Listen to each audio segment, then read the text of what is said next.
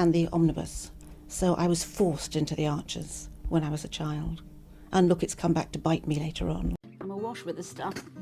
The Archers is the world's longest-running radio show, with more than 15,000 episodes broadcast.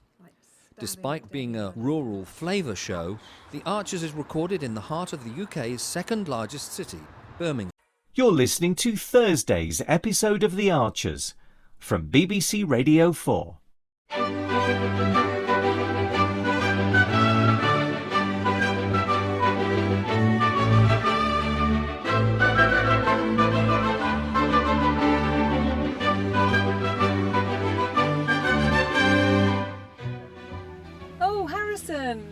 Oh, hi. I'm glad I've run into you. Oh, I was making some inquiries in Ollerton, so I thought I'd drop by and say a quick hello to Fallon. And grab a coffee. Oh, much needed, believe me. You must be busy. Yeah, just a bit. I heard about the gang violence in Felpersham. I tell you, these people make the George Grundys of this world look respectable. Anyway, My mum said that Brad went to see him last week. George? Apparently he's not letting the Grundys or the Cotters visit. Why not? No idea. Mum suggested Brad try to change George's mind, at least let his parents go in. Well, that lad is his almost enemy. I know. Why wouldn't he want the support of his family? I can't say George's behaviour has ever really made sense. Yeah. Oh, message from Henry. Right, he's off to see a mate. Ah. Yeah, he's made a new friend, I think. Dr. Malik's son. Oh, nice. Look, I need to be back at the station pretty sharp. Before you go, I just want to tell you the plans that we've got for Fallon. In confidence, of course. Oh, plans? Yeah, everyone at Bridge Farm, particularly Natasha and me, wants to give her a big send-off for the new charging station cafe venture. And we want it to be a surprise. I see. So Natasha wants to tie it all into Bonfire Night, seeing as that's Fallon's last shift here. Well, I'm sure Fallon will appreciate it, Helen. Yeah, well, whatever you do for her. But we'd really like you to be involved, though. Oh, right. Yeah, of course. It sounds like more of a work thing, though, surely. Well, I'm not strictly a colleague myself. A Bridge Farm event, then? No, I mean, this is such a big step for Fallon. We want you to have a say in the plans. Well, I'm sure Fallon would appreciate you giving some input. Yeah, unless you're really too busy with work, of course. No, it's, I mean, well, yeah. What sort of thing do you have in mind? You don't mind me showing up here, do you? No. I kind of fancied a nosy around the farm. No problem, Khalil. And to see if you'd spoken to your granny. Actually, I talked to her this morning. Oh, brilliant. Yeah, my mum's definitely up for trialling a cat. Plus, the fact that Hilda is a brilliant mouser, so I sold the visit as pest control. The plan's working then? As long as your granny's on board too. Well, she said cats don't really like being taken away from their home turf. You're kidding. I did tell her you wanted to trial a cat as a pet. Just for a few days, yeah. She wasn't exactly keen. Seriously? Then I said your mum was worried about mice in the house. Yeah, which is true. That's when Granny decided she should help, especially as you're new to Ambridge. So, is that a yes then? Yeah. Oh, get in. Nice one, Henry. She said you can only have Hilda overnight. Overnight? 2 days, basically. Is that long enough? Oh, it'll have to be. I warn you, she'll pounce on anything that moves. That's exactly what's needed. That includes you, though. I'm sure I'll manage. Anyway, why don't I show you around the farm? Things are pretty busy at the minute. We're harvesting stuff like beetroot and potatoes. Leeks too, I think. Then there's the Anguses, the beef cattle. Yeah, I think I saw them out in the field. We can visit my granny's goats too. Oh, you're so lucky. There's loads to see, Khalil. Perhaps I could meet Hilda first. Are you sure? No way is she the highlight of the tour. Yeah, I know, but at least I can see what we're letting ourselves in for. You have no idea. She's pure evil. So, where is she? She sometimes hangs out behind my granddad's workshop. Where's that then? This way. Come on. Oh, there you are. I happen to have just crossed paths with Kirsty. Really? That's right. Have you anything to say? Oh, can't this wait, Lillian? I'm afraid it can't, Justin. You can see I'm busy with work. Oh, tormenting another struggling business, eh? What do you mean by that? You know exactly what I'm referring to. Well, I don't know. What I don't know is why Kirsty's whining on at you. She wasn't whining. You told me you had a meeting with her yesterday, and I happened to ask her how it went. Well, then you should stop meddling. It was a pleasantry, Justin. I appreciate you're not very familiar with the concept. Lillian, Why would you leave Kirsty hanging like stay that? out of it, please. I happen to have a vested interest. No, you have a habit of interfering. May I remind you that rewilding Ambridge is something very dear to my mum's heart? Oh, here we go. Why are you so reluctant to offer it support? I have done. Then why not continue to? I'm still considering BL's position. Well, meanwhile, Kirsty worries herself silly. No, Kirsty should be busy putting a new watertight business plan together. Well, I'm sure she is. That won't stop her feeling anxious, poor thing. No, I'm sorry. She and Rex have brought this on themselves.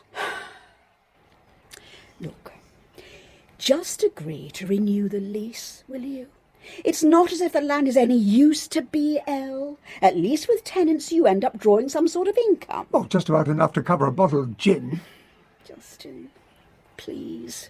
I'm asking you to throw Kirsty and Rex a lifeline. Oh, and I'm waiting for their business plan. Why not give them the benefit of the doubt? That's because there are only two possible advantages in exercising the kind of generosity you suggest. Justin. One is that it might lure the investor who wants a green or ethical boost. The other is in order to leave something behind, which is obviously your dear mother's motivation. What's wrong with that? Nothing per se. Look, rewilding Ambridge could represent you in the future too. Except I can think of more attractive legacies than the Justin Elliott weed patch. Obviously, we're going to give her a personalised Bridge Farm hamper filled with lots of Fallon's favourite produce and cheese. Oh, yeah, nice idea. And Natasha's already made a start on her speech. Natasha's making a speech? She wants to celebrate all of Fallon's achievements here and, well, acknowledge how difficult it's going to be to replace her. Right.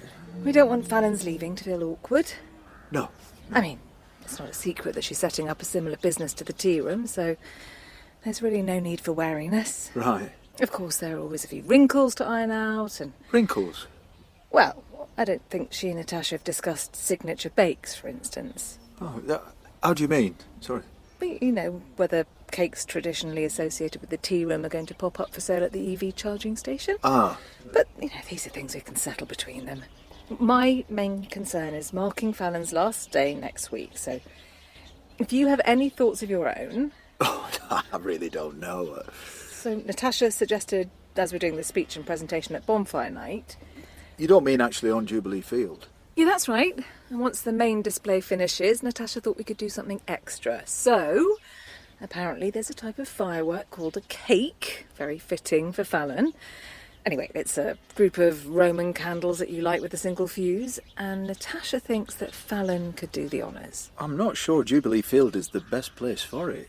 Oh, well, the display's there because it's less disruptive. Oh, no, I didn't mean the fireworks. I was thinking about the other stuff you're planning. Couldn't you go somewhere a bit more private? Yes, I suppose we could. I reckon Fallon might prefer that. So, like having an after party, you mean? Well, yeah, it's just a thought. No, that's a good point. Any other suggestions? Well, I'm sorry. I really do have to go, Helen. Well, whatever we end up doing, you will have to be there. Oh, yeah, I'll try it. I mean, I can't say for sure yet, love, but I'm up to my eyes with work. But of course, I'll come along if I can. Yes, you must, Harrison. It's going to be really special. Shh. Can you see how she's staring into that log pile? Huh? Yeah, I guess Hilda knows something's in there. She'll have heard a rustle or a squeak or something. A mouse? Or a rat. She catches rats. She has done. Mice, rats, birds. She leaves them as offerings in the yard. Ew, gross. She used to wear a collar with a bell to warn the birds, but Grandad said that'll give the mice a heads up too, so he took it off. So, what's Hilda's kill rate, then? Pretty much every time I've been here, she's caught something. She even brought a grass snake back once. A snake? I know. I tell you what, that is one tough cat. Grass snakes aren't venomous, though. I don't care. Hilda's a machine. Possessed, more like. She's definitely my kind of cat. Yeah? I can't wait to follow her. I'll let you know when my granny says it's okay. How long do you reckon? I'm not sure. She had fleas recently, so my granny wants to make sure she's rid of them first. Okay. As soon as she gives Hilda the all clear, she's yours. Thanks, Henry. Just remember, she's really temperamental. Yeah, you said. I mean, totally unpredictable. One minute you're giving her a stroke, the next she's sunk her teeth into your arm. I'm okay with that. You might want to warn your mum, though. Or not. Hey? I wouldn't want to spoil the surprise. Bit of a nasty surprise. Yeah, exactly. What do you mean, Khalil? You do get why I'm doing this, don't you? Because there are mice at your place? That's the story. You said it was true. It is, but it's not the real reason I want to borrow Hilda. No? Right. If Hilda's as bad as you say she is... Oh, believe me, she is. Well, at the minute, my mum will only consider a cat as a pet. Right. But after experiencing Hilda, she might decide chickens are a safer option. Do you get me? I get you loud and clear, mate.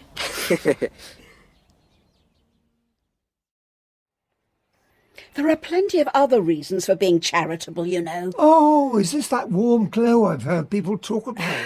You can mock Justin, but sometimes it's good to put others before yourself. So I've heard. Really? Yeah, I was in the Boy Scouts, Lillian. Our Kayla must be turning in his grave. Look, can I please get on? Not until you acknowledge that what you're doing to Kirsty and Rex is inhumane. Oh, spare me the moral lecture. Well, you need to hear it. Not from you, Lillian. Don't you think that I am tired of serving as your conscience, Justin? I didn't ask for it. I feel obliged. For my own sake as much as yours. Sorry? If I can't expose little scraps of your compassion, Justin, what's left for me to admire? What do you mean? Well, frankly, there are so many turn-offs. Charming. But hidden in there, I'm sure there's a kinder man. Yeah, well, don't broadcast the fact. See, you can be funny. I could be a lot of things, actually, Lillian. Just for once, off your own bat, I'd like to see you behave selflessly. Impossible. How can you say that? No, I mean, it's impossible for anyone. The fact is, there's no such thing as a selfless act. Rubbish. No, I promise you, Lillian, every apparently charitable gesture is made solely for the purpose of feeling good about oneself. Do you really believe that? That is an appalling perspective. Yeah, well, no, it's either that or you're trying to buy credit with others. I honestly pity you sometimes. Why? Kirsty and Rex are no different. All they're doing with rewilding Ambridge is buying moral credit. You know, I really don't know what to say. I suspect you think this is you being witty, but you need to realise how repellent I'm finding your behaviour. Oh, you're overreacting, Lillian. No, I don't think so. Fact is, last Christmas you promised to be a better person. A better person, not a pushover. But this week you've shown your true colours again. First you manipulate Brad. No, excuse me. I offered him work. It was you who didn't want to help him with George's business. It was you who sent him packing. The difference is I don't take pleasure in disappointing people. I don't take pleasure in cheating them either. No, I'm sorry, Lillian. I can't and I won't allow sentimentality to inform my business decisions. Fine. Let's just agree to disagree. For the rest of our lives. What? Do you remember how close I came to ending things with you last year? Oh, of course I remember. Well then, I strongly advise you think long and hard about dismissing other people's feelings. Especially mine.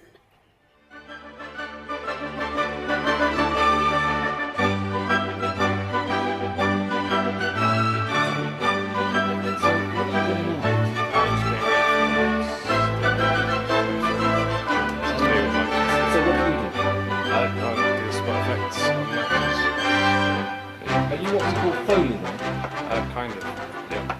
Okay. And these are all part of the paraphernalia of production? Yep, that's the bull bar. That's this one? Yep, that's... I mean, Hayley so wanted to be in their own place when their baby came. It's due in 2 months. Not much chance of that now. No. I mean, it would have been a stretch for them financially, mind, but... Oh, I just wish there was something practical I could do to help them, Caroline. I mean, I think The Archers has had this immense popularity over the years, basically because it has always very accurately reflected the reality of life and living in a rural community, whatever